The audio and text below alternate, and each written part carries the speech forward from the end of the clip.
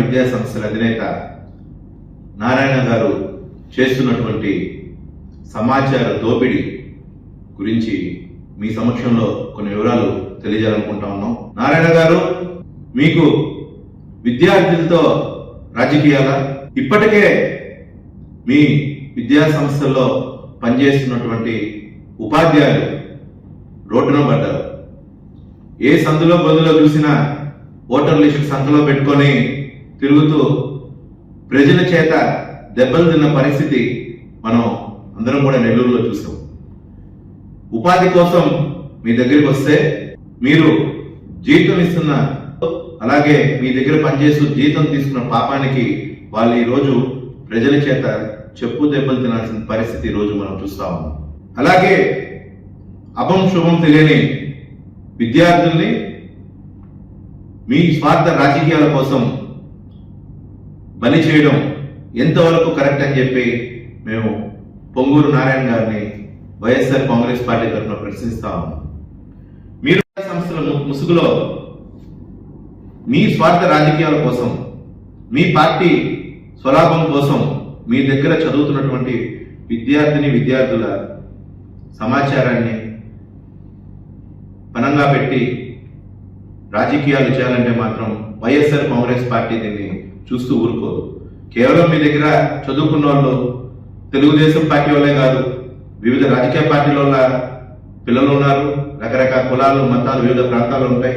ఎవరి మనోభావాలు ఉంటాయి. ఎవరికి ఓట్లు వేయాలో, ఎవరెవరికి ఏ పార్టీని ఆదరించాలో అది వాళ్ళ వ్యక్తిగత నిర్ణయం. కాబట్టి మీరు దయచేసి ఇలాంటి చౌకబారు రాజకీయాలు మానుకోవాలి.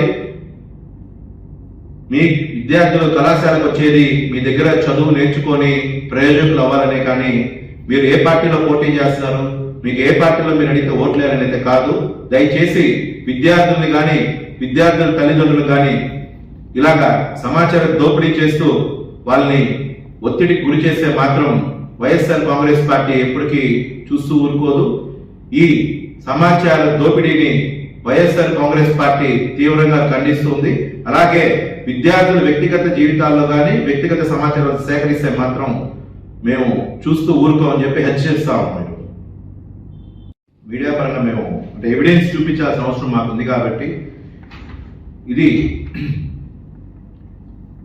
ఈ విధమైన వాట్సాప్ మెసేజ్ తల్లిదండ్రులకి ఇక్కడ చూసారు, father name, mother name, ward number, booth name, division, voter ID. అంటే ఇది కంప్లీట్ ఎలక్షన్ ప్రాసెస్ కోసం వాళ్ళు డేటా సేకరణ చేస్తున్న విధానికి నిదర్శనం.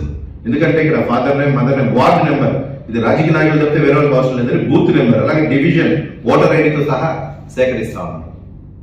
ఇలాంటి ప్రక్రియ కొనసాగితే మాత్రం మేము వైఎస్ఆర్ కాంగ్రెస్ పార్టీ నుంచి ఎలక్షన్ కమిషన్ ని అప్రోచ్ అయ్యి నారాయణ మీద చర్యలు తీసుకోవాలని చెప్పి కోరే రోజు కూడా తొందరలో వస్తుందని చెప్పని తెలియజేస్తుంది. దయచేసి ఇలాంటి చౌకబారు రాజకీయాలు, ఇలాగా నీతి నిజాయితీ రాజకీయాలు మానుకోవాలని తెలియదు. అలాగే ఎక్సెల్ షీట్ అనేది పేరెంట్స్కి ఇలా పంపిస్తున్నారు, ఫాదర్ నేమ్, మదర్ నేమ్, మీకు మేము ఇస్తాం, కాపీ కూడా ఇస్తాం. ఇది మీరు కూడా దీన్ని గమనించాలని చెప్పి మీడియా ప్రముఖులు మేము కోరుకుంటాం.